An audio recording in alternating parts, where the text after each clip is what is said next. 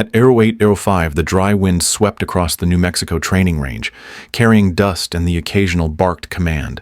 A dozen elite Army snipers stood along the gravel line, locked in rhythm with their weapons, checking zeros, adjusting scopes, scanning targets. They were professionals, tight formations, digital optics, and years of deployments carved into every movement. When the woman arrived, heads turned. She was short, maybe 5'3" in boots, her hair pulled into a loose, practical bun beneath a ball cap. No uniform. Civilian boots. A gray button-down tucked into faded cargo pants. Slung over one shoulder was a rifle case, scratched and stitched from long use. She looked like someone's admin assistant, maybe radar tech support. Not a soul on that range expected her to shoot anything. Captain Owens saw her first. He was mid-conversation with Sergeant Diaz about wind drift coefficients when his gaze snagged on her walking past the line. His confusion turned quickly to irritation.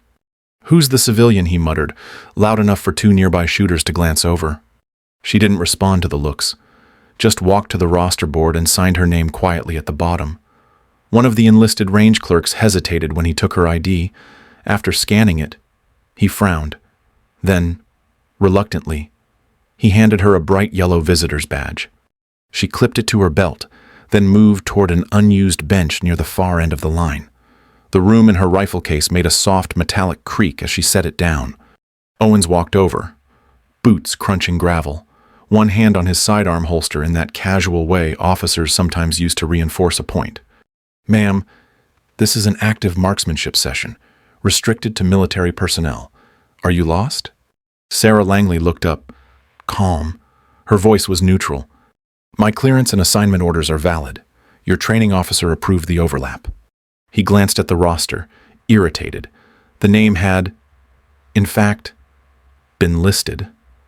Somehow, a civilian had been scheduled to share range time with his snipers. He shook his head in disbelief, turning to one of his men. "Let her shoot," he said. "Let's see what the tech crew thinks they can do with iron sights."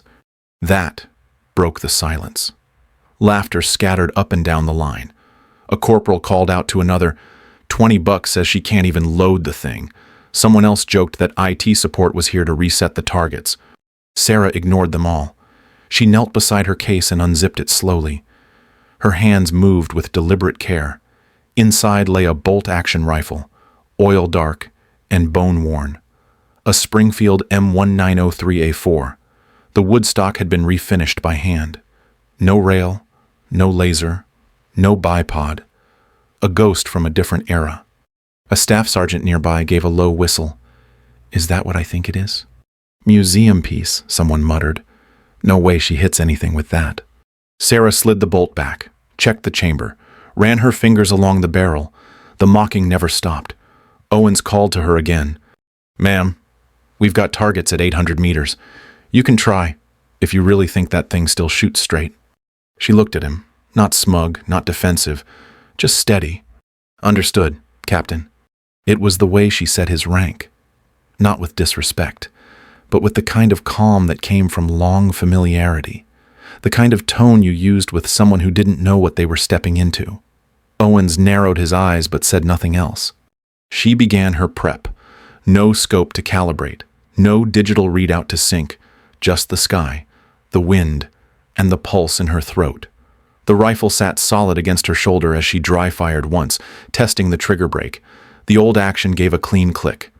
A sergeant watching from 2 spots down muttered to his partner, "Watch, she'll pull the trigger and dislocate her shoulder." That brought more laughs. Sarah didn't respond. Her breathing had slowed. Fingers moved with quiet precision, resetting the bolt, checking balance. She wasn't showing off. She was working. The laughter began to shift, if only slightly, into curiosity. By 0817 she was in prone position, still, silent, forgotten by no one. Captain Owens leaned toward Sergeant Diaz and whispered, "If she hits anything past 500 meters, I'll eat my hat." The sergeant nodded but didn't look away. For reasons he couldn't explain, something about the way the woman moved made him uneasy, like she knew something no one else did. The wind shifted again. Sarah exhaled, then waited. It was only the beginning. At 08:19, Sarah lay prone on the dirt, elbows planted firmly. The weight of her rifle balanced against her shoulder as naturally as a heartbeat. Her breath was slow, steady. The voices behind her had dulled, their laughter fading to background chatter. She moved like someone alone on the range, unbothered by eyes or whispers. She adjusted the rear sight on her Springfield M1903A4, the kind of rifle you'd expect to see under glass in a war museum. But this one wasn't just old, it was maintained. The bolt slid with no resistance. The trigger felt like silk under her touch. A subtle modification to the stock gave it a slightly lower comb, customized for her cheek weld. Her fingers swept over the wood, memorized and familiar. Behind her, Sergeant Finch nudged another sniper and muttered, "She's treating that thing like it's Excalibur." Private Lane added, "She probably brought it out of Grandma's attic." Sarah didn't react. Her eyes were on the wind flag, just enough ripple to shift point of aim a hair right. She licked a fingertip, held it up, calibrated the dry breeze with the instinct of someone who'd felt wind like this in 5 different countries. This wasn't just muscle memory. It was something deeper. 10 years earlier, on a barren plateau outside Fallon, Nevada, Sarah had trained under a man whose name never appeared on paper. He was listed only as Ghost 3 in a special unit folder buried under the 53rd Wing, Detachment 5. He was Delta Force before Delta was Delta. After Iraq, he trained quietly in the desert, away from tech, teaching a handful of airmen and soldiers to shoot by feel, not firmware. He once told her, "When the rifle disappears and the distance doesn't matter, that's when you'll be ready." At the time, she thought it was just poetic nonsense. Then came the months where her scope was removed entirely, weeks firing blind with no data. She'd learned to read terrain like texture, how wind carried differently over rock than brush, how elevation changed bullet behavior in ways equations didn't always catch. She learned through trial, through bruises, and through failure. Now, back in the dust of New Mexico, she moved with those lessons stitched into every movement. She worked the bolt slowly, chambered a fresh .30-06 round, military grade, ball type. The casing clicked in with a clean, satisfying snap. She nudged her body back to reset her posture, feet flat, rifle resting on a tightly folded canvas bag beneath the forearm. No bipod, no electronics, just balance. Another sniper joked. Bet she brought binoculars from a Cracker Jack box too. Someone else said, she probably can't even see the 800 target with that relic. Captain Owens glanced down the line, amused. But when he looked at Sarah, he paused. She wasn't posturing. She wasn't tense. He'd seen shooters who needed silence to perform, others who needed hype. She didn't need anything. She simply existed there. Like she'd been part of that dirt long before the rest of them showed up. At air weight 25, she began her shot prep.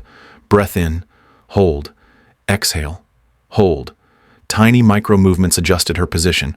Her right elbow shifted a half inch, her left hand altered its grip. No excess motion, no doubt. Her heartbeat slowed. In the heat of Nevada, Ghost 3 had taught her how to fire between heartbeats, to count that pause when the body became still. It's not just about hitting the target, he'd said. It's about knowing when not to move. That phrase haunted her ever since. Sarah had taken that principle into operations where sensors failed, where GPS was jammed, and the only thing that worked was instinct. She'd once taken a shot through a monsoon squall in the Philippines, no electronics functioning, trusting only feel and time and calm. That bullet saved 6 lives. The Springfield she carried now had a hairline fracture in the rear sling swivel, but she'd filed and reinforced it herself.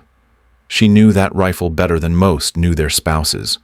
At Aero 829, she blinked once, checked the front sight. It was slightly off-center from the post alignment. She reached forward and adjusted the band by a hair. Another joke flew out. She's just now realizing it's not even zeroed. They laughed. Sarah adjusted again, then stilled. The silence returned.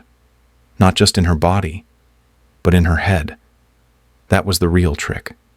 Ghost 3 used to call it shooting from the quiet. Not emotionless. Just clear. The range officer began calling shooters. One by one. The snipers to her left stood, fired, confirmed hits. Loud cracks echoed across the field. Digital spotting scopes auto-confirmed each strike. Sarah didn't move.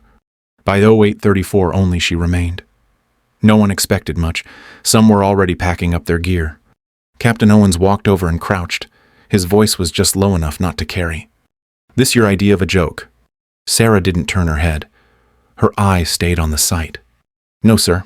Just waiting on the wind." Owens frowned, glanced at the weather flags.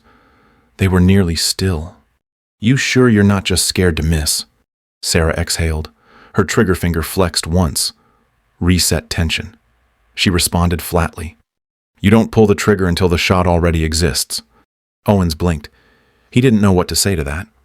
Behind her, another sniper scoffed. She probably read that on a fortune cookie.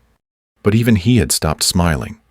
Because as absurd as this scene looked, civilian, no scope, relic of a rifle, there was something about Sarah Langley that didn't fit the narrative. Something they couldn't explain.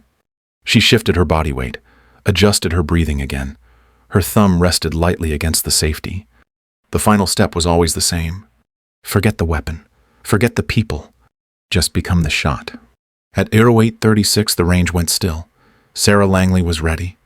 At 0837 as Sarah steadied behind her rifle, the steady rhythm of the range was interrupted by a faint whine overhead. It wasn't the normal hum of Cessnas from the training field 2 miles east. This sound had a heavier pitch. Sergeant Diaz looked up first and spotted it. A speck, glinting faintly in the morning sun, hovered far above the range. Its profile and wing shape gave it away. MQ-9 Reaper, a reconnaissance drone with a wingspan over 60 feet, moving slow, steady, and definitely off course. Diaz squinted. "That drone's not on our schedule." Captain Owens keyed his comms mic clipped to his chest rig. "Tower, this is Range Bravo 3. We've got a UAV loitering at high altitude over active firing lanes. Confirm ID and flight path." There was a long pause. Then static cleared. "Range Bravo 3. That drone is on auto-return from a cancelled patrol. MQ-9 tail number 7R. Not currently under manual control. Error loop in the nav software. We're rerouting now." Sarah didn't move. Her eye stayed in the iron sight, tracking the arc of the drone's flight path as it curved lazily toward restricted coordinates. She pressed her throat mic, requesting permission to engage. Captain Owens turned. His brows rose. He thought he misheard. "What?" she repeated, same calm tone. "Drone 7R is in violation of NOTAM 4807. This is an active military live fire range. Section 2.2c authorizes immediate engagement of unauthorized aircraft in protected airspace." One of the snipers let out a sharp laugh. She's quoting regs now, like they're gonna let her swat a Reaper out of the sky with that antique. Owens looked between Sarah and the control tower. "Tower, please confirm Drone 7R currently in violation of restricted flight corridor Delta 9er. "Confirmed. Range Bravo. It's crossed into restricted airspace. We are unable to override its current vector remotely. Protocol grants training command discretion if safety is compromised." Owens hesitated, his hand resting on the comms toggle. "Sarah, that's a moving target. Over 6,000 feet up. You're not seriously." She cut him off, never raising her voice. "Requesting formal clearance.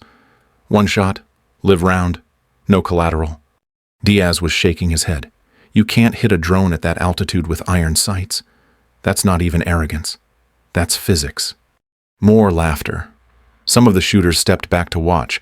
A few pulled out phones, pretending not to record. Owens muttered, "This is going to be a disaster." He didn't give approval, but he didn't stop her either. The silence stretched thin. Sarah adjusted windage, ever so slightly. Not guesswork, not hope. Just decades of muscle memory layered with experience.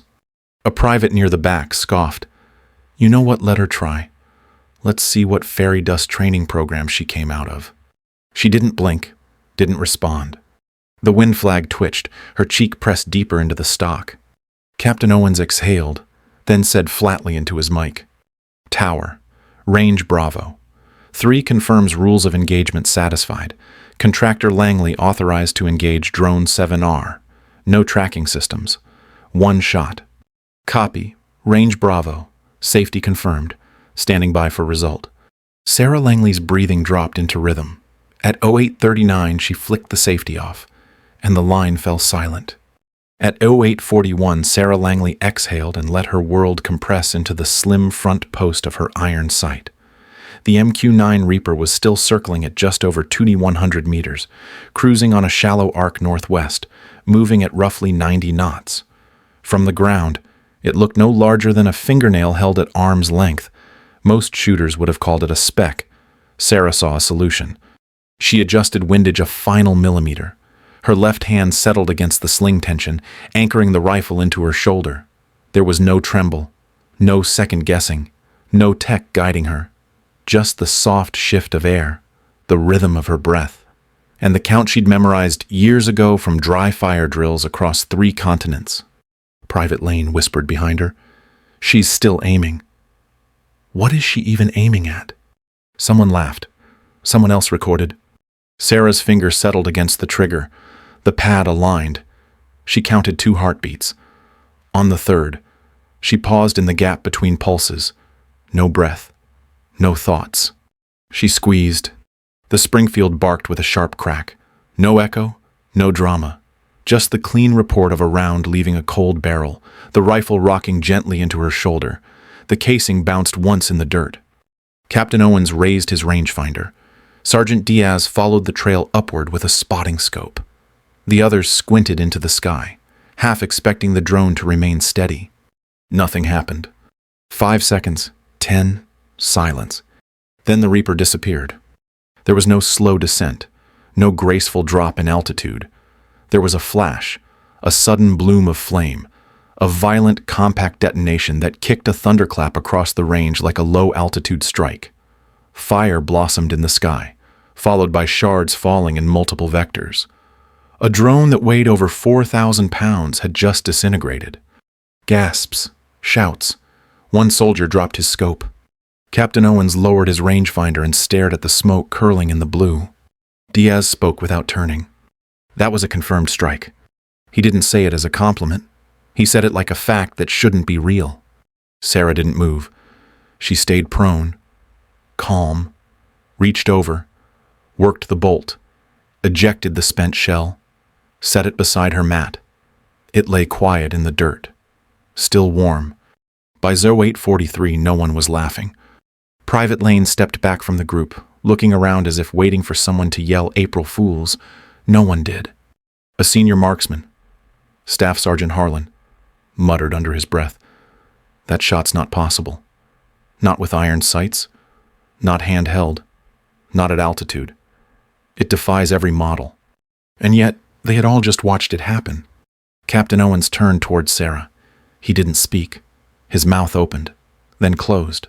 He looked back at the rising plume and shook his head once, like trying to clear fog. She stood up, wiped dust from her sleeve, and started field stripping her rifle. Not for show, just routine. Diaz finally said what no one else would. She wasn't aiming to prove anything. She was aiming because she could. It hung in the air, heavier than the explosion. The range was quiet now, not out of fear, not out of shock, but out of respect.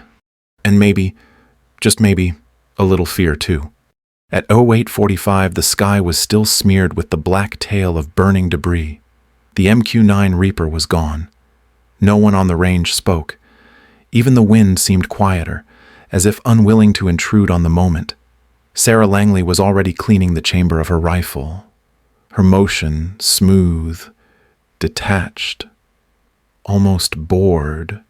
Captain Owens stepped back from the line and keyed his comms. Operations. This is Range Bravo 3. I need a full verification on civilian contractor Langley, Sarah, badge number 218K7. Priority authentication. There was static, then silence, too long for comfort. He repeated the request. Operations. This is a live fire incident involving engagement of military equipment. Repeat. Immediate background verification requested. At 0847, the tower responded. Range Bravo. Stand by. Query is being rerouted to a higher authority. Owens frowned. Sergeant Diaz, standing nearby, muttered quietly. That's not standard. You don't get rerouted unless someone doesn't want you looking too deep. Owens didn't answer. His eyes stayed fixed on Sarah, who now sat cross-legged near her mat, calmly checking the alignment of her iron sights with a bubble level. Her face gave nothing away. 2 minutes later, the tower came back. Range Bravo. Confirm you are requesting authentication on Langley. Sarah. Clearance flagged. Routing override initiated. Please stand by for direct patch from Fort Belvoir. Captain Owens blinked. Fort Belvoir. That's JSOC. Diaz's jaw tightened. You've got to be kidding me. At 0851, the comms crackled with a new voice. Sharp. Controlled. Male. This is Colonel Hastings with Joint Special Operations Command, who has eyes on contractor Langley. Owens stepped forward, one hand on his vest mic. This is Captain Owens. I'm on site. She's within 50 meters of my position. She just engaged and destroyed an MQ-9 drone with a bolt-action rifle. Single shot. No optics. Estimated range, 2.1 kilometers. Copy that. Confirm weapon type. Springfield M1903A4.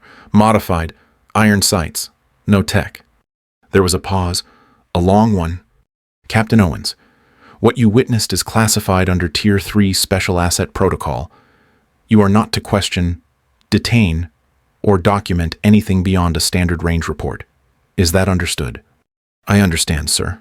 But I think you're not cleared to think, Captain. Owens's lips parted, then shut. He looked at Diaz, whose face was pale now. Colonel Hastings continued. For operational awareness only, Langley was formerly assigned to a disavowed tactical detachment under Air Force Special Projects Command. No official record exists. Her file is sealed above TSSCI. Owens swallowed hard. She's a contractor. Not exactly. She's what we call a dormant asset. Activation status is classified. Engagement protocols are situational. The shot you observed was sanctioned under Contingency Clause 12 Bravo. Diaz shook his head slowly, like he didn't believe what he was hearing. Colonel Hastings wasn't finished. In active duty, Langley completed 48 confirmed direct action eliminations, 0 collateral, 0 missed targets, no failed missions. She is one of 3 assets in program history to hold that record. The line went silent. At 0855, Hastings spoke again. You will provide her with unrestricted access to all range equipment and facilities. No further questions. JSOC out. The comms clicked off. Captain Owens stared at the radio in his hand, then at Sarah. She hadn't moved. She was now tucking her cleaning cloth into a pouch on her case. He walked toward her, slower this time. No swagger, no command. Langley. She looked up. Yes, Captain. You were Air Force, weren't you? She stood, closed the rifle case, and slung it over her shoulder. Officially, I was a civilian analyst for tactical signal processing. Unofficially, I was the last trainee of Ghost 3. That name meant nothing to him, but the way she said it gave it weight. Owens nodded, unsure what else to do. Sarah gave a small, courteous nod and walked past him, toward the armory building. No one in her path said a word, not even the ones who'd laughed loudest, because now they knew. She wasn't there to impress anyone. She'd never needed to. At 06:00 the next morning, Sarah stepped onto the range under a pale sky and cool desert air. The dust had settled from yesterday's chaos, but something in the silence felt different. She wasn't alone. A line of soldiers stood waiting for her. Same uniforms, same boots. But their posture had shifted. There was no laughter, no casual slouching, no smirks. They stood like students outside a classroom. Captain Owens was there, hands behind his back, eyes forward, Sergeant Diaz beside him. Every man who had laughed now stood silent, as if unsure how to begin. Sarah dropped her rifle case beside the nearest bench and knelt to unbuckle it. She didn't speak. Neither did they. She finished setting the weapon down, then looked up. "What time did you all get here?" Martinez, one of the younger snipers, cleared his throat. 05:15, ma'am. She nodded once. "Good. Early is a good habit." Owens took a step forward. "Langley, we came to apologize, all of us." Sarah let that hang in the air for a moment. "You don't owe me an apology, Captain. You reacted exactly the way the military trained you to react. You saw something that didn't fit your expectations, so you dismissed it." He lowered his eyes. "But we were wrong." She stood. "I don't need you to admit that. I need to know what you're here for now." "To learn," Diaz answered, voice quiet. "All of us." Sarah looked them over. These weren't rookies.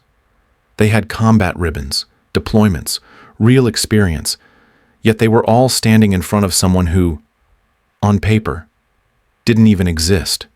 She pointed to the case still unopened beside her. "Then put your scopes away. If you want to learn what I know, we start with the basics. Iron sights only.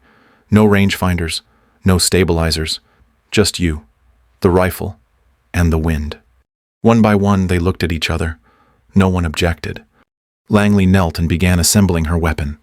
As she worked, she spoke evenly. "Legacy marksmanship isn't a curriculum. It's not a manual. It's muscle. It's breath control. It's understanding terrain, temperature, and trust." She clicked the bolt forward. The military stopped teaching this kind of shooting decades ago. Too slow, too analog, too human. But there are places where batteries die and satellites don't reach. That's where this lives. Diaz raised a hand, hesitant. "Is there a name for this program?" She didn't pause. "You don't need one. But if it helps you feel organized, call it legacy. That's what you're here to carry forward."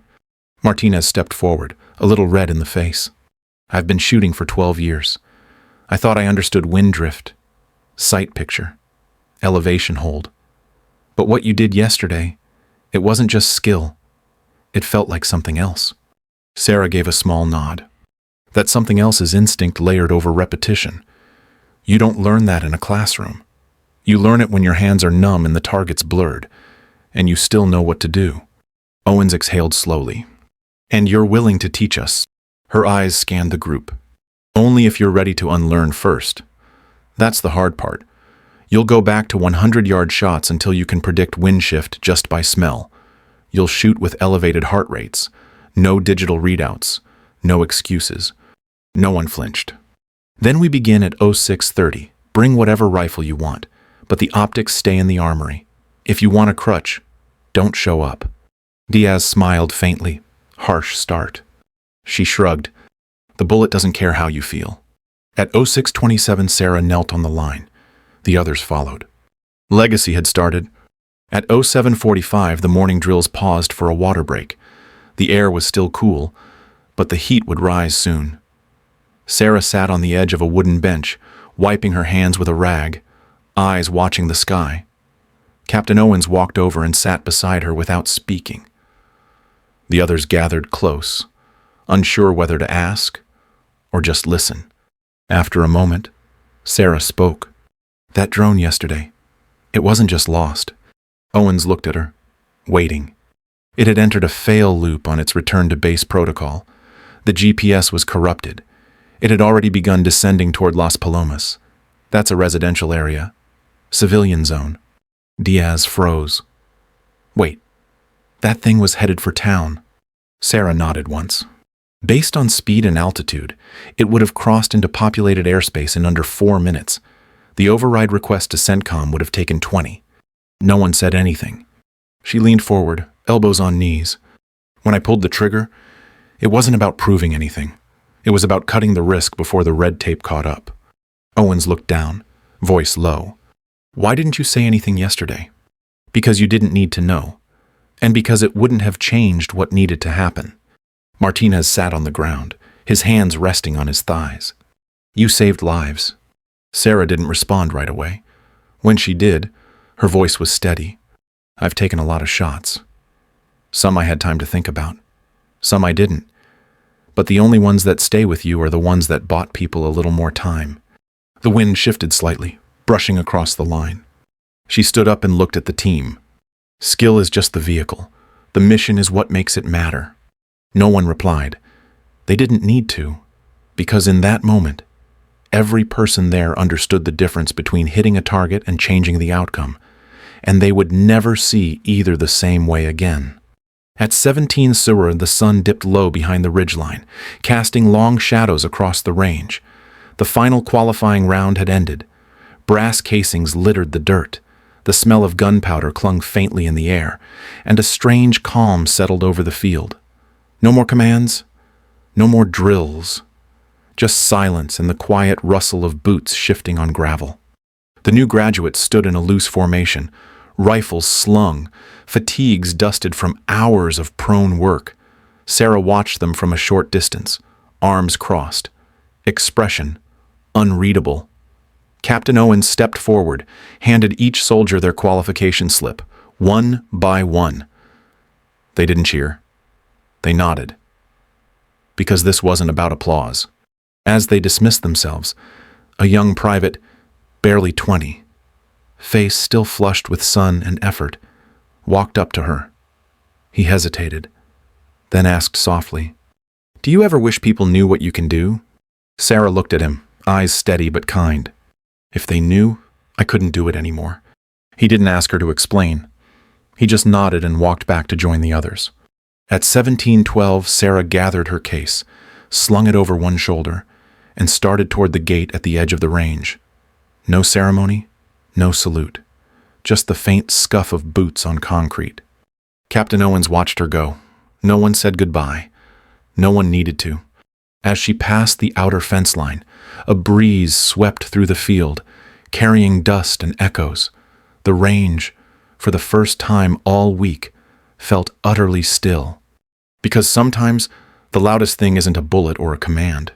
It's the silence left behind by someone who never needed to raise their voice to leave a mark.